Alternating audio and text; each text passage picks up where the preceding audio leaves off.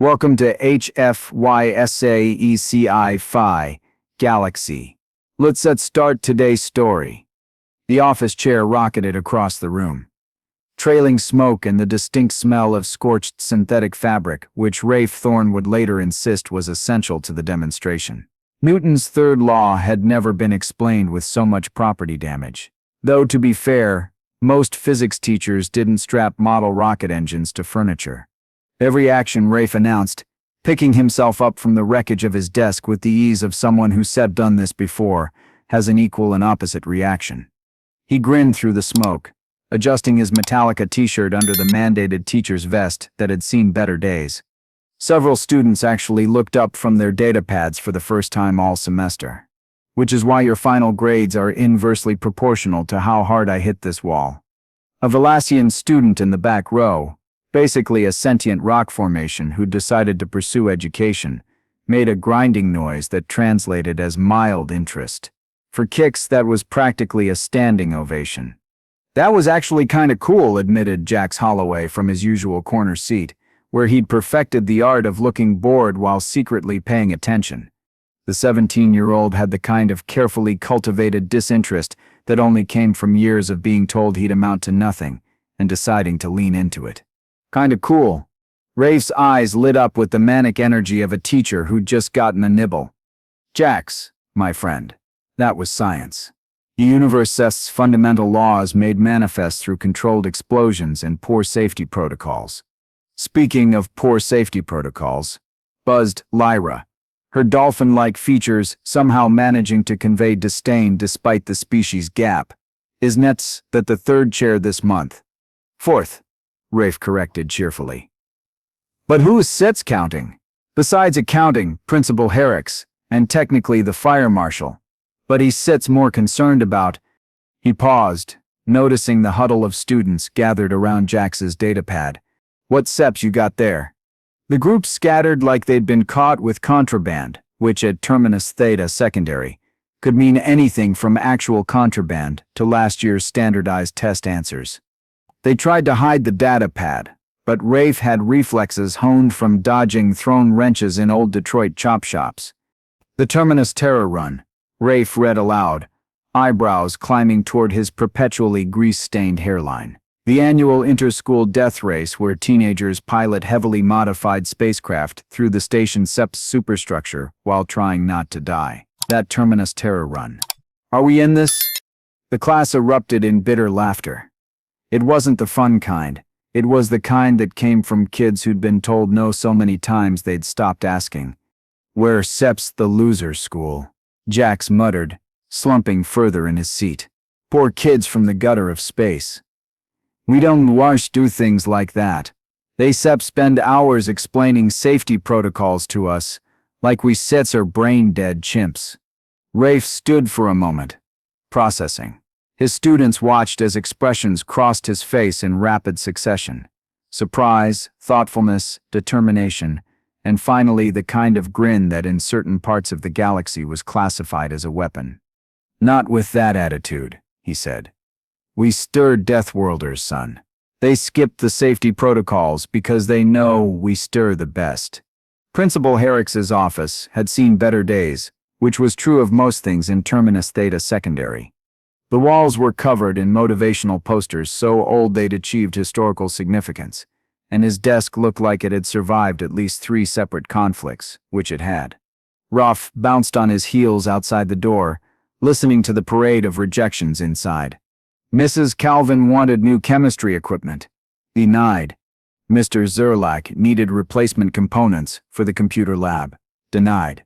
Coach Williams requested actual gravity in the gym. Definitely denied. When his turn came, Rafe practically vibrated into the office. No, Harek said before Rafe could open his mouth. You don't kids at even know what I still asking for. You's sure bouncing like you had too much coffee, which means you have an idea, which means it's going to cost money, endanger students, or both. Harex rubbed his temples, looking every one of his 58 years. The answer is no. What if I told you it was educational? No. What if I said it would improve student engagement? No. What if I mentioned it would give our students practical experience in physics, chemistry, and engineering while building character and school spirit? Harex looked up, fixing Rafe with the weary gaze of a man who spent 30 years in the military and thought education would be easier. Thorn, what part of no is giving you trouble? The N or the O? The Terminus Terror Run, Rafe said quickly, before Harex could throw him out. I want to enter a team. The principal Cecil's laugh was short and humorless. The death race, you want to enter our students, my students, in a competition where the mortality rate is only kept low by extensive medical waivers. It sets a practical application of, it sets suicide. Harex slammed his hand on the desk, making several ancient coffee stains jump. Do you have any idea what those other schools spend on their racing teams? Apex Academy's pilot training program alone costs more than our entire budget, and you need a ship. A racing-grade vessel with shields, engines that don't explode, and navigation systems that actually navigate. Where exactly do you plan to get one of those? The magical ferry ship? Rafe, Sex's grin widened. Funny you should mention that. Harex eyes narrowed. Thorn, whatever you sit thinking. The school has one. No, we don't, Stid. Yes, we do. I checked the inventory archives. A decommissioned Stingray security interceptor from the station Sefton's founding. It stents in Munitions Bay 7. Harex's face went through several interesting color changes. That's SEP's, not a ship. That's SEP's, a memorial to bad decisions. It's SEP's been sitting there for 50 years. 53 years, actually. But who's Sex counting? Doesn't it have engines? Or Sal find some. Or navigation. We'll figure it out. Or life support. Details. Details. Harex stood up, using his full height advantage to loom over Rafe, which would have been more effective if Rafe hadn't been grinning like a maniac. Thorn, I'm going to make this very simple. That ship is a rusted hulk.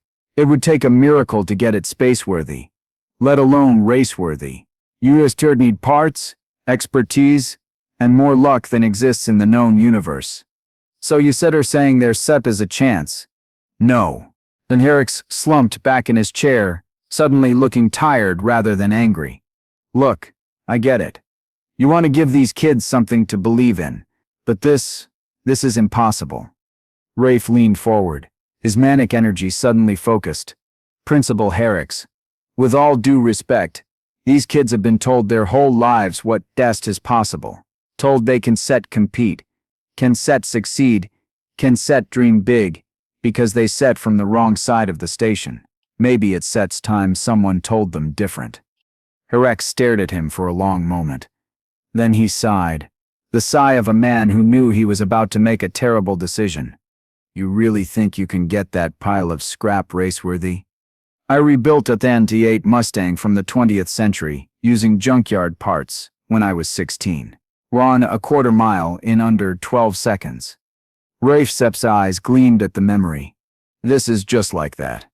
But in space, with more radiation and possible death. You stare not selling this well. As I'm being honest.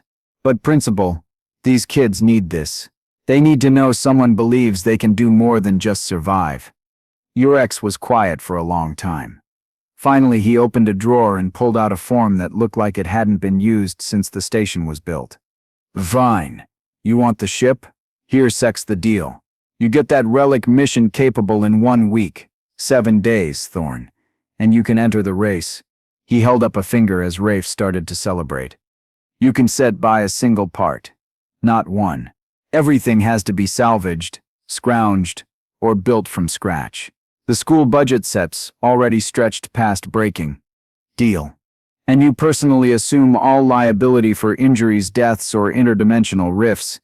Deal. And when this goes horribly wrong, which it will, you don't come crying to me. Triple deal. Rafe grabbed the form and signed it with a flourish before Harex could add more conditions. You once regret this. I already do, Harex muttered, as Rafe bounced out of the office. He reached for his antacids, then paused. Despite himself, a small smile tugged at the corner of his mouth. Maybe, Just maybe. No, he was definitely going to regret this. The classroom had never seen Rafe move so fast, not even the time he accidentally set a demonstration on fire and had to beat it out with a periodic table.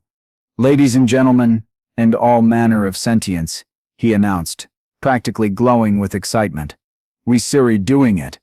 "Doing what?" Jax asked, suspiciously. "The race, the Terminus Terror Run. We start entering."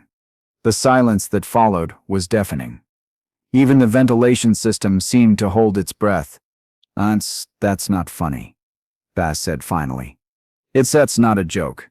Rafe pulled up holographic schematics on the classroom's ancient projector. "Meet our ride. A genuine Stingray security interceptor, circa 2271. She steps got good bones. A chassis that could take a direct meteor hit, and absolutely nothing else." The technical specs floated in the air. Despite themselves, the students leaned forward. Zeta's form literally brightened as she processed the data.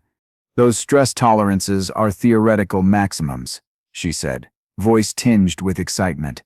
"If we could actually hit even 80% of spec." "The sensor suite is ancient," Lyria added, her sonar clicking as she analyzed the design. "But the architecture is solid, with some creative programming and maybe some definitely legal modifications." "Are those Class C weapon hardpoints?" Bez asked, voice reverent. "Decommissioned," Rafe said quickly. "Totally non-functional. Absolutely no way to make them operational within race regulations. Probably." "This is insane," Jax said flatly. "You kept talking about taking a 50-year-old wreck and racing it against schools with unlimited budgets and actual engineers." 53-year-old wreck, Rafe corrected. "And yes, that's exactly what I spend talking about. Unless you've got something better to do this afternoon than being told what you can do." Jax glared. But in his eyes, a spark had ignited. "Where is this miracle ship?" Varn asked, her translated growl carrying hope. "Munitions Base 7, Rafe said. "Want to meet her?" The students exchanged glances. It was Jax who finally shrugged and stood up. "Whatever. Can said be worse than advanced xenobiology." Munitions Bay 7 hadn't seen visitors in decades. The bay doors groaned in protest as Rafe cranked them open manually, rust flaking off in sheets that sparkled in the dim emergency lighting. "Oh," Boz said, softly. "Oh no." The Stingray was, to put it kindly, a disaster. The skeletal frame sat cradled in decay. More rust than metal, more memory than machine. Panels hung loose like broken teeth, and something that might have once been an engine was visible through gaps in the hull. "It sets dead," Jax said flatly. "It sets a corpse." "It's just a project," Rafe countered, already circling the wreck with the enthusiasm of a kid in a candy store. "Look at these lines. Classic interceptor design. They don't make them like this anymore." "There's a reason for that," Lyra muttered. But Zeta was already moving closer, her rock-like form shifting as she examined the hull. "The base structure is sound. See these stress points? They set over-engineered by at least 40%. Whatever else is wrong with it, this frame can take some punishment." "Oh, look at this," Jax said suddenly, brushing decades of grime off a corroded component.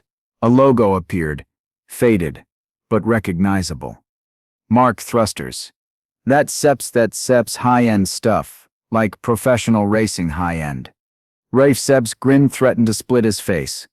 "Someone loved this ship once.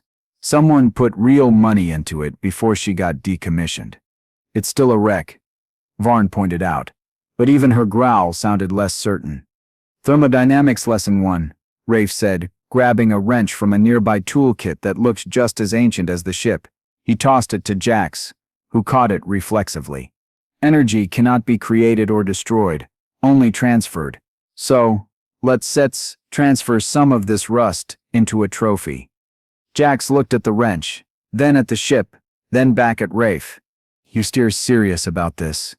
"Dead serious. 7 days to make her race-worthy, using nothing but salvage and determination." "That's impossible." Which is exactly why we're going to do it.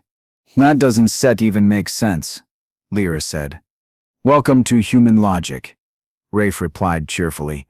We specialize in the impossible.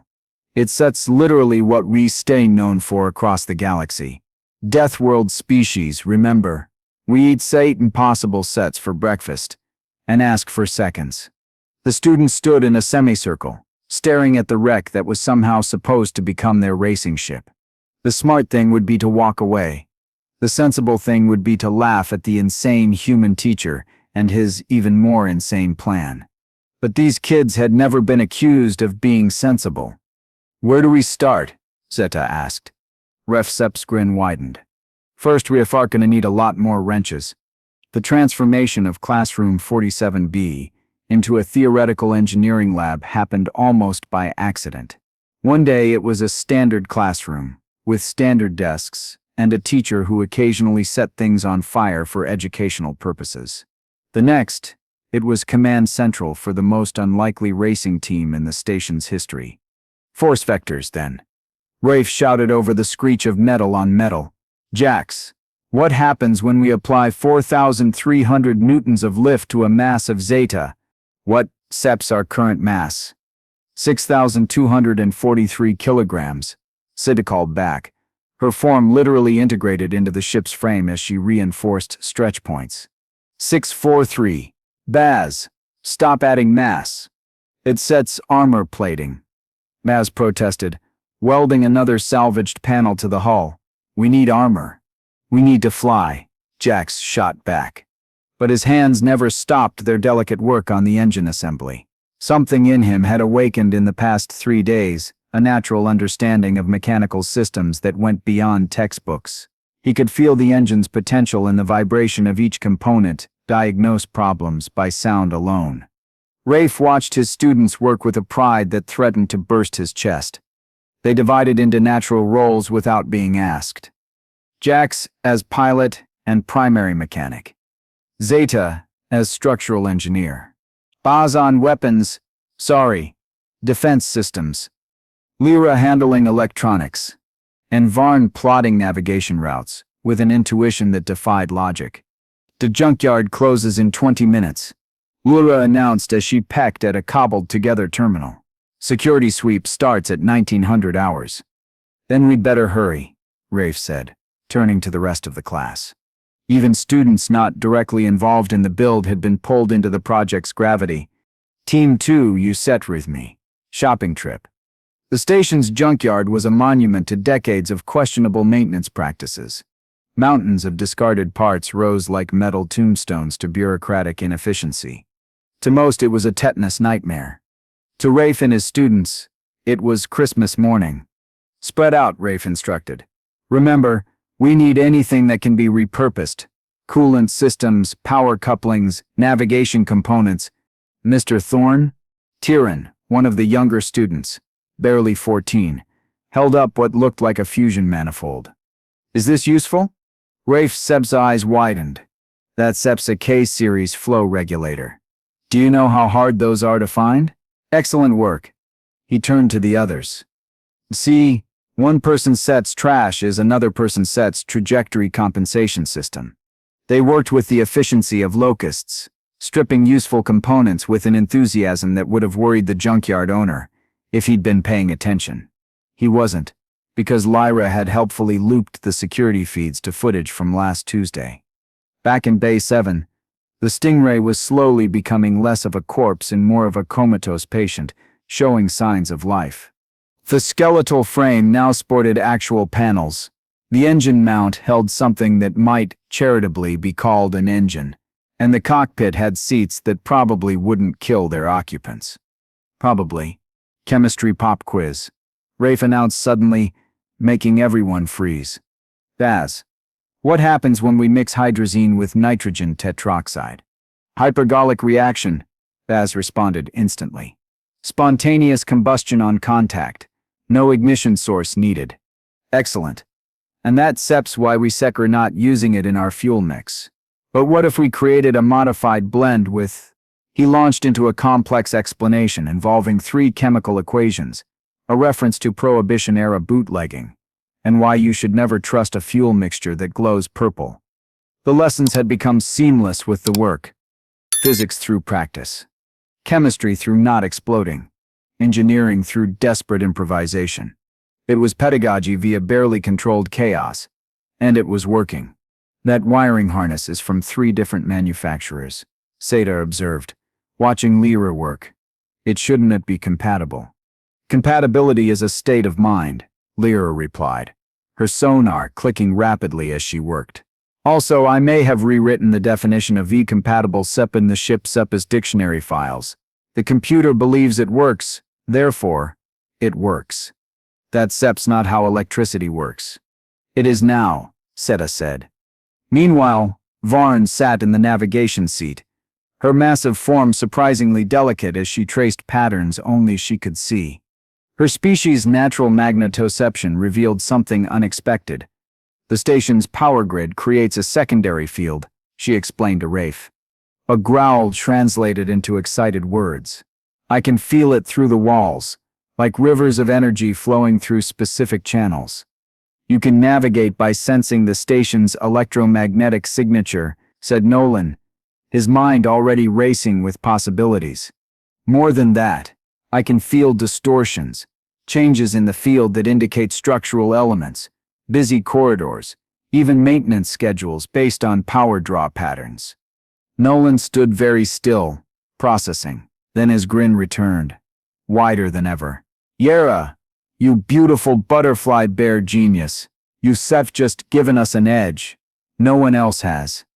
The first inter-school planning meeting was held in Polaris Academy's conference room, because of course it was. The room screamed money, from the holographic displays to the chairs that adjusted automatically to each species' anatomy. Nolan sat in his assigned seat, wearing his least-stained vest and trying not to touch anything expensive. Welcome, racing teams, announced the coordinator, a Rigellan whose tentacles moved in what was probably a welcoming gesture. Let sets begin with safety presentations. One by one, team advisors presented elaborate safety protocols. Polaris Academies included a 15-slide breakdown of their medical response team. Nova Preparatory detailed their triple redundant life support systems. Even the mid-tier schools had impressive contingency plans. Then it was Nolan Set's turn. He stood, clicked to his single slide, white text on black. Humans are from a death world. We set'll be fine. And sat back down. The silence was deafening. That sepsit. The coordinator's Sestra-translated voice carried what might have been horror. That seps your entire safety protocol. Well, I could add some animations if you like. Maybe some star wipes. This is completely inadequate. A voice cut through the muttering. Syra Vell stood at the Polaris Academy table, arms crossed in what Nolan was pretty sure was disapproval. Her scales, deep blue-black and light-absorbing, rippled with indignation. Safety regulations require comprehensive documentation of what? Nolan interrupted cheerfully. Medical procedures for a species that considers walk-it-off legitimate first aid, emergency protocols for people who think that's probably not supposed to be on fire, is a valid risk assessment. Look at this is exactly the sort of reckless behavior that... Sierra paused. Her secondary eyes narrowed at something on Nolan's SIPS datapad.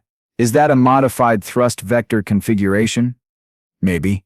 She moved closer, gliding naturally with her species-build's grace. That mounting angle would create turbulence. Unless you set are planning to use the station set's atmospheric recycling as a pressure differential buffer. Maybe that SEP's either brilliant or insane. Los dos. Despite herself, Sarah SEP's scales lightened. What Nolan would later learn was amusement. You still are actually serious about this race. As serious as a human gets about speed, danger, and the chance to blow things up for glory. She stared at him, then made a gesture that might have been a shrug. Try not to die too quickly. It would reflect poorly on the competition. The sabotage happened on day 5, when exhaustion was setting in and their guard was down. Nolan arrived at Bay 7 to find his students in a circle of devastation. The Stingray, their beautiful work in progress, listed drunkenly against the bay wall. The primary steering assembly, 2 days of work, was twisted beyond recognition. Mounting clamps were cut, Leo said quietly, his sarcasm replaced by something harder. Probably last night. Morning shift started their engines for testing. The vibration sent her into the wall. Polaris? Said Jax, though it wasn't really a question. Footage shows nothing, added Aaron, sonar clicking agitatedly. Someone knew exactly where the cameras were. Nolan stood very still, processing. The race was in 2 days. The steering assembly was critical. No parts, no budget, no time. So he finally said, "Who wants to learn about aggressive resource acquisition?" The students stared. "You're suggesting we steal from Polaris Academy?" asked Pix. "No, the steal seps is such an ugly word. I prefer set involuntary donation seps, or seps sepries borrowing seps, or, my personal favorite, set practical education and resource management." "That seps definitely stealing," Yara growled. "Yes, but with educational merit." Leo stepped forward, eyes bright with purpose for the first time since Nolan met him. "What do you need me to do?" "Well," Nolan said, his grin turning predatory. "How do you feel about piloting a maintenance drone?" The mission, Nolan insisted on calling it Operation Turnabout is fair play, began at 0200 hours. Polaris Academy's workshop was a fortress, but fortresses weren't built to stop a human teacher who'd spent his youth liberating car parts from grungy chop shops. "Aaron, electronic warfare," Nolan whispered. "Jax, you said her distraction." "Yara, early warning." "Leo, I know what to do," Leo said, hands already on the drone controls. The maintenance unit, barely bigger than a basketball, zipped through the air with pride-swelling precision. Nolan was going to need heart meds. "How are you doing that?" Cora asked, watching Leo navigate impossibly small gaps. "Same way I stayed alive in the lower levels. Be small, fast, invisible." The drone slipped through Polaris's vents like smoke, security lasers avoided by millimeters. Pressure plates bypassed with old maintenance codes, Aaron pulled from the ether. "Target acquired," Leo said. "Steering assembly, mint condition. Worth more than my whole neighborhood." "Liberation authorized," Nolan replied solemnly. "For education." That's when Jax's distraction triggered. The fire suppression system activated in the East Wing. Technically smoke bombs, but impressively apocalyptic. Alarms blared. Security scrambled. In the chaos, no one noticed a tiny drone carrying a large stolen part. "Wait is," Aaron said suddenly. "I stepping in their system. There sits more here than workshop schedules." "Focus on the mission," Nolan warned. "No, these are station schematics. Old ones, really old. Thermal exhaust vents from original construction, supposedly sealed. But, download everything. Educational purposes," Nolan said. "Already planning." They got out clean. Polaris security too focused on the chaos to notice. It wasn't until they were back in Base 7, installing the stolen part, that it hit them. "These tunnels," said Yara, studying the stolen maps. "I can navigate them. Different materials. The magnetic signature is completely different from the modern sections." "It sets a shortcut," Leo breathed. "A path no one else knows through active thermal vents." Cora shifted uneasily. The heat stress alone would be completely survivable. Nolan finished. For a ship with over-engineered tolerances, like say a 53-year-old interceptor built when safety standards were more like safety suggestions. They looked at the Stingray. No longer a salvaged wreck, a secret weapon. "We're actually going to do this," Jax whispered. "Do it?" Nolan laughed. "We're going to win it." The night before the race, they made final adjustments by the light of welding torches and raw determination. The Stingray, now christened the dog in honor of its junkyard heritage, looked like what it was, a fever dream of salvaged parts held together by creative engineering and sheer bloody-mindedness. "Final systems check," said Hal. "Jace, Engines are probably not going to explode. Steering is responsive. I can work with this. Nova. Structural integrity is at approximately 70% of recommended parameters, but the frame will hold. Has made sure of that. She paused. Part of me is literally in this ship now. It better hold. Leo. Defensive systems are completely legal and definitely not weapons. The fact that they could theoretically be used to create tactical smokescreens or electromagnetic pulses is purely coincidental. Echo.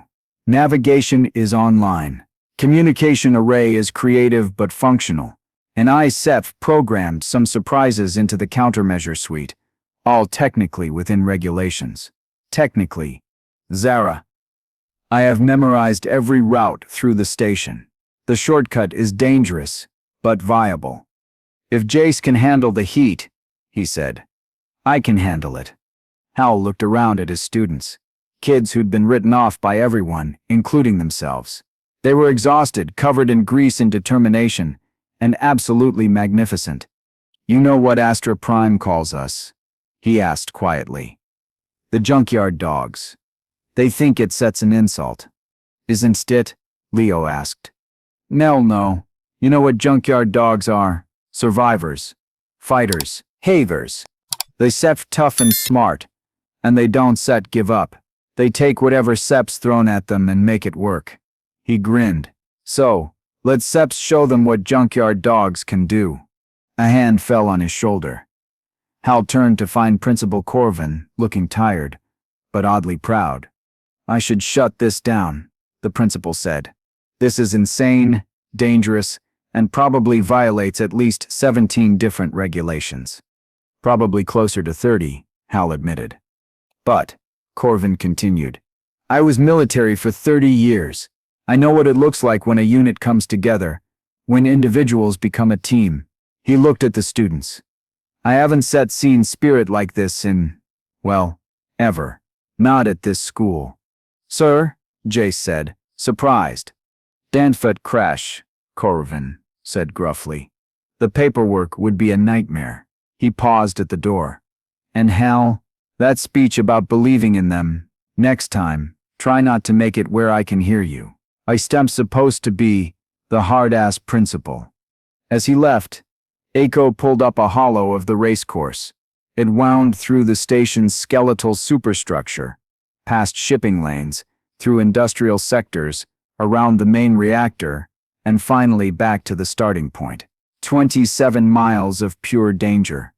Astrosets won 6 years running, she said. Their ship is faster, newer, and piloted by someone with actual training. But do they have us? Heel asked. Do they have Jace instincts? Nova Sef's engineering. Leo Sef's creative interpretation of Defense F. Your electronic warfare? Zara Sef's navigation. He shook his head. They have money. We have something better. What's Sef's dat? Jace asked. We have nothing to lose, and everything to prove. In my experience, that Sep's the most dangerous combination in the universe. They spent the rest of the night going over plans, contingencies, backup contingencies. When dawn broke through the bay's windows, painting the dog in shades of gold and possibility, they were ready. Places, everyone, Hal commanded. Jace, how you feeling?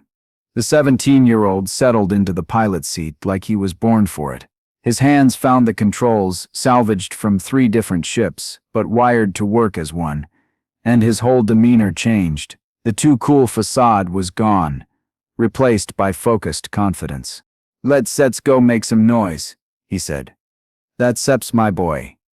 Hal laughed. Remember, it's Sep's not about being the best. It's Sep's about being too stubborn to lose. Is that another one of your motivational speeches? Echo asked. No, Hal said. His grin pure human insanity. That Sep's a promise. The starting line looked like a mechanical fever dream. 43 ships lined up in the vast launching bay, ranging from Astra Prime's sleek Predator to Helix Prep's over-engineered monument to their physics department's budget. And then there was the dog, looking like it had already finished last in a different race and decided to try again out of spite. Ladies, gentlemen, and scientists. The voice boomed across the bay.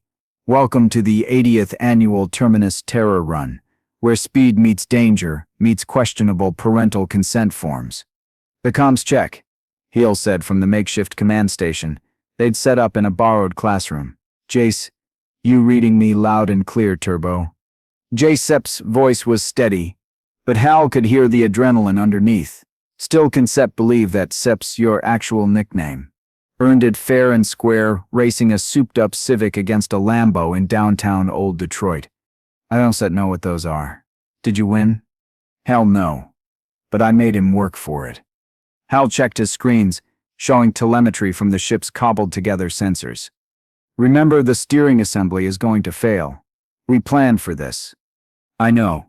When it does, reroute to the secondary thrusters using the bypass Nova installed. I know, Mr. McKinnon.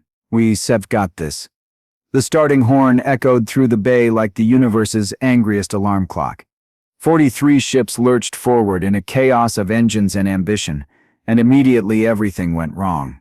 The dog salvaged steering assembly. Beautiful, liberated, and questionably mounted. Chose that exact moment, barely a mile out, to remember it had been installed by teenagers running on energy drinks and sheer willpower. It failed spectacularly, sending the ship into a sideways drift that would have been artistic if it weren't potentially fatal. Steering's gone. How did it happen so fast? Jace shouted, his hands frantically working the controls. Rerouting now. What happened next was physically impossible, so perfectly on brand for humanity. Jace transferred steering control to the secondary thrusters, tiny maneuvering jets meant for minor adjustments, and turned them into a primary navigation system through sheer force of will and creative interpretation of physics. The dog spun, stuttered, then shot forward like it had been kicked by an angry giant. That Sep's not possible. Fina Sep's voice crackled over the public channel from Master Sep's command station. Those thruster configurations can handle that kind of load. Someone forgot to tell Jace, Heer replied cheerfully. The course started with a brutal run through the station's main shipping lane, where massive cargo haulers moved with the inexorable patience of glaciers. The racing ships had to thread between them like needles through a moving quilt made of death and insurance claims. Leo, Hal called. You see that Astra ship trying to box us in? Bought it, Leo replied gleefully. Deploying defensive countermeasure Alpha. What's Sep's Alpha again? We stir about to find out.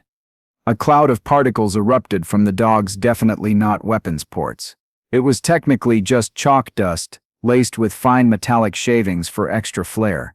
As the cloud billowed, the ship's own engine wash, a superheated stream of ionized gas, blasted through it. The result was pyrotechnic art. The metallic dust ignited in a silent, brilliant flare of emerald and magnesium white light, expanding into a blinding, swirling nebula of chaotic energy. It was harmless. A light show, with no concussive force, but to the Astra pilot, it was like having a star detonate in their face. Their ship, suddenly blind, had to brake hard to avoid becoming one with a cargo hauler. That Sep's my pyromaniac, Hal cheered. Give that kid an A+ in implied chemistry. Echo, what Sep's our position? 17th and climbing. But the reactor section sec's coming up. That's when static exploded across the comms as they entered the electromagnetic interference zone near the station's main reactor, the great equalizer. No nav systems, just instinct. Or if you were Zara, feeling the station's magnetic currents in your bones. Hard left in 3 seconds, she growled calmly. 2, 1, mark. Jace responded instantly, trusting her completely. The dog carved through space that looked empty, but would have been a wall 2 seconds later. Up 15 degrees. Now down 20. Thread the needle between the two primary conduits. They flew through the zone like it had directions painted on the walls, passing ship after ship spinning in confusion. When they emerged, they jumped to 7th place. Holy, Jace breathed. Zara, you stare a genius. I just like magnets, she replied, matter-of-factly. But thank you. That Seps when they saw it. Ahead, one of the mid-tier ships had clipped a nav beacon and was spinning out of control, venting atmosphere in a deadly spiral. "Case we're going to hit the superstructure," Nova observed. "At that speed." "Jace," Hal said quietly. "Your call." "No hesitation." Echo. "Can we grab them with the mag grapples?" "Yeah, but it'll cost us time." "Do it." The Mutt changed course, burning precious seconds to match velocity with the crippled ship. The grapples fired, cables stretching between the two vessels, and Jax had to fight both ships' momentum. "Come on," he muttered, sweat beading on his forehead. "Come on, you beautiful piece of junk." The Mutt's engines screamed in protest. The salvaged frame groaned, but inch by inch, they pulled the damaged ship away from certain death. The crew ejected in escape pods as soon as they were clear, shooting a signal flare that, in the universal language of racing, meant, "Thanks for not letting us die." Time lost. 43 seconds, Nova reported. "We stir back in 15th. "Worth it," Jax said firmly. In Valkyr Academy's command station, Fenevril watched the rescue unfold on her screens. Her primary hands clenched the console, while her secondary ones pulled up the Mutt's telemetry. These humans were insane. They said just thrown away their shot at placing to save competitors. "Idiots," she muttered. Then, making a decision that would have shocked her teammates, she keyed in a specific frequency and transmitted 16 digits. "Boss," one of her crew protested. "That SEP's our shield frequency." Well," she said coolly. "I'm also aware that our team tried to win this race before it started by sabotaging a ship held together by determination and prayer. We said we're going to win, but we said we're going to win fairly." Back on the Mutt, Nova's equipment lit up with the intercepted transmission. "Mr. Renner, someone just sent us Valkyr Sex shield frequency." Someone? The transmission originated from their command station. Renner Subscreen could spev powered a small city. "V, you still got that EMP burst ready, bud?" "Always saved it. We might need to return a favor." They were approaching the shortcut. The entrance was barely visible, a maintenance hatch that hadn't been opened in decades, leading to thermal vents, definitely not meant for racing. "This is it," said Rhea. "I can feel the path. The magnetic signature seps like a river." "But Jax, it seps going to be hot." "Really hot? How hot?" "Imagine flying through an oven that seps on fire inside another oven." "Sounds peachy." The Mutt dove into the maintenance tunnel at full speed, immediately entering a world of superheated air and metal glowing with unfriendly intentions. The temperature inside the cockpit spiked despite Axel's improvised heat shielding. "Hull temperature approaching critical," Axel reported, her form actually steaming out what little liquid it held. "I said I'm redistributing my matrix to reinforce weak points, but just hold it together." "Doing my best," Jack shouted, fighting controls that were becoming slippery with heat. "How much further?" Rhea Fam's voice was strained. "Hard right. Coming up now." They burst through the thermal vents like a phoenix made of salvaged parts and teenage rebellion, trailing smoke and glory. The shortcut had worked. They were in third place, closing on second, with Valkyr's sleek Predator just ahead. "Final stretch," Renner announced. "Everything you Sev got." That seps when the Mutt started coming apart. It began small. A panel here, a sensor array there, but the heat stress from the vents, combined with the accumulated damage from the race, was taking its toll. Bolts sheared. Welds cracked. Pieces of their beautiful mongrel ship began decorating the racecourse. "We're losing structural integrity," Axel shouted. "Multiple failures across." "I don't care if we cross the finish line as a flying engine block," Jax interrupted. V's defensive systems fired one last time, creating a brilliant cloud of metallic chaff that sparkled in the station lights. It was meant to be a smokescreen, but at their current speed it became a glittering tail, making the Mutt look like the universe's most determined comet. Nova worked her magic one final time, hacking the race's broadcast system, just for a moment. Every screen in the station showed the Mutt's icon, now sporting a pirate flag that fluttered despite the lack of atmosphere. Really? Renner laughed. Seemed appropriate, Nova replied. We're stealing this victory. The finish line approached. Valkyr was pulling away, the superior ship finally showing its quality, a guaranteed first place. But the real fight was for second. The Mutt was losing momentum, its frame shuddering violently, while the third-place ship from Orion Tech was closing the gap with terrifying speed. I have a lock on Valkyr, V yelled, his voice a mix of desperation and savage glee. The EMP, their shields are down. Itself fry their navigation for a few seconds. We can take first place. No. Jackset's knuckles were white on the controls. The ship felt like a dying animal under his hands. Look at the power readings. We stirred dead in the water in 10 seconds. We won steady-even finish. The choice hung in the cockpit, stark and brutal as the vacuum outside, a shot at glory or survival. Jax? Rennerset's voice cut through the chaos. Calm, sharp. Newton sets third law. What's your call? The question sliced through Jax's panic. Every action has an equal and opposite reaction. His eyes widened, not just with understanding, but with a sudden, brilliant, and completely insane idea. He wasn't thinking about revenge on Valkyr anymore. He was thinking about physics. V, forget Valkyr, Jax commanded, his voice ringing with newfound authority. Route the EMP charge. Vent the entire capacitor bank through the rear-facing ports. All of it. Now. V stared for a split second, processing the sheer madness of the order. You stir trying to turn a weapon into a thruster? You stir insane. His voice broke into a grin of pure, unadulterated joy. Doing it. Every defensive port on the Mutt's stern glowed with terrifying blue-white energy. Instead of firing an outward pulse, the ship shuddered as the raw power of the capacitors vented directly backward in a single massive discharge. The equal and opposite reactions slammed the crew into their seats, turning the failing ship into a briefly ballistic missile. They crossed the finish line sideways, on fire, propelled by a final desperate act of ingenuity, half a ship's length ahead of the third-place finisher. Second place. The junkyard dogs had taken second place. The aftermath was chaos, of the best kind. Emergency crews rushed to extinguish the parts of the Mutt still enthusiastically burning. Medical teams tried to examine the crew who were too busy hugging each other to cooperate. And somewhere in the VIP section, Principal Carver reached for his antacids while trying very hard not to smile. We did it, V screamed, bouncing like a hyperactive electron.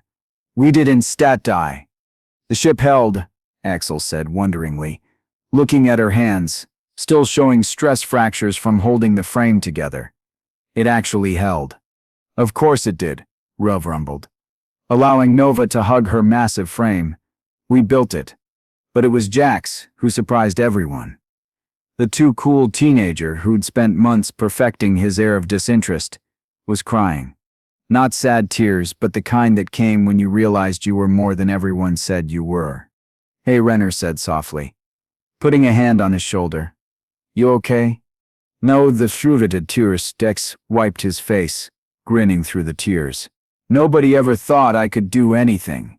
And you just piloted a flying scrapyard through hell and came out the other side, Renner finished.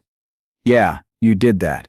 A commotion at the edge of the celebration made them turn. Fine of Will was approaching, her scales shifting through what Renner was beginning to recognize as complex emotions. That was, she paused, searching for words. Completely insane. Thank you. It was also brilliant, that shortcut through the thermal vents. Using magnetoception for navigation, turning your defensive systems into propulsion. Her secondary hands made a gesture that might have been applause. And the rescue. That was stupid, Renner suggested. Noble, she corrected. Something my team would never have done. She looked directly at him. You received our shield frequency. We did. Thank you. A flicker of confusion crossed her features. My Team SEP's telemetry shows you never even targeted us. You had the shot at first place. Why didn't Set you take it?" Renner grinned. A tired but genuine expression. "We had a choice. Use the EMP's power to hurt you, or use that same power to push ourselves over the finish line. We were falling apart. Turns out, we needed it more for the second one." Nira processed this. Her gaze was intense. The humans hadn't chosen nobility over revenge. They had chosen survival above all, and had turned a weapon into a tool to achieve it. It was a level of pragmatic desperation she found both alien and deeply admirable. "We still won," she stated, as if testing the fact. "You did, but you won something else," she said, gesturing at his students, who were now posing with their second-place trophy like it was made of gold-pressed platinum. "You won their faith in themselves." Before Marcus could respond, she leaned in closer. "There's a supply closet on level 7. Maintenance code 4478. 10 minutes. She glided away, leaving Marcus standing there with what Leo would later describe as the dumbest grin in human history. "Mr. Rayner," Specs called. "You need to see this." The broadcast was showing highlights from the race, but it was the commentary that caught their attention. Unprecedented performance from Orion Delta Secondary School. Their ship, built entirely from salvaged components, not only completed the course, but demonstrated the kind of innovative engineering that we're famous for, Tommy crowed. "More than that," said a new voice. He turned to find a well-dressed Cerellian in corporate attire. "I represent Helix Technical Solutions. You did some brilliant work on our old T-55 Ceph. If you have the time, we'd like to discuss some sponsorship opportunities for next year's tests race." More representatives appeared. Kix fielded 3 scholarship offers in as many minutes. Specs was handed business cards for legitimate security consulting. Even Tommy got an internship offer, though the company rep looked slightly nervous about the defensive systems specialist title on his resume. "I don't understand," Leo said, still clutching the trophy. "Raffi didn't Set even win." "Sometimes," Marcus said, "winning isn't about coming first. It's about proving you belong, against all odds." By the end of the month, Classroom 47B was different. The salvaged parts were gone, replaced by actual equipment donated, while various corporations, impressed by the race. The students were different too.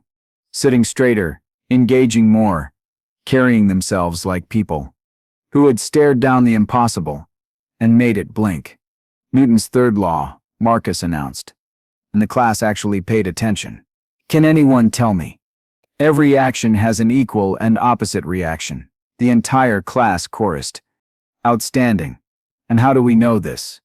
"Because we strapped rockets to a junker and rode it to glory," Leo called out, getting a laugh from everyone. "Precisely. And today we're going to discuss how those principles apply to—" Marcus paused, looking at the door where a familiar figure stood. "Class, I'd like you to meet our new teaching assistant, Miss Zin. She's here to ensure you receive a balanced education." Nira entered, her scales a professional, neutral shade that didn't quite hide the amusement underneath. "I look forward to explaining why Mr. Rayner's approach to physics violates several fundamental laws of the universe, and I look forward to proving that human stubbornness is the most fundamental law of all," Marcus countered. The class groaned, but it was the good kind of groan. The kind that said they were in for an interesting semester. After class, Marcus found Leo working on something in the corner. "Blueprints for next year. Sex race. Already planning our victory?" Marcus asked. "Someone's got to," Leo replied. But his smile took the edge off the words. "Hey, Mr. Rayner, that whole energy can't be created or destroyed thing. Yeah? Thanks for showing me. I had it in me all along. I just needed someone to help me transfer it into something useful." Marcus's throat felt suspiciously tight. "That's what teachers do, don't they? We see the potential energy and help you make it kinetic." That's the worst physics pun you've made all week. The week's still young. Principal Cowbridge appeared in the doorway. "Rayner, a word," Out in the hallway, Calbridge pulled out a datapad. Insurance claims from the race.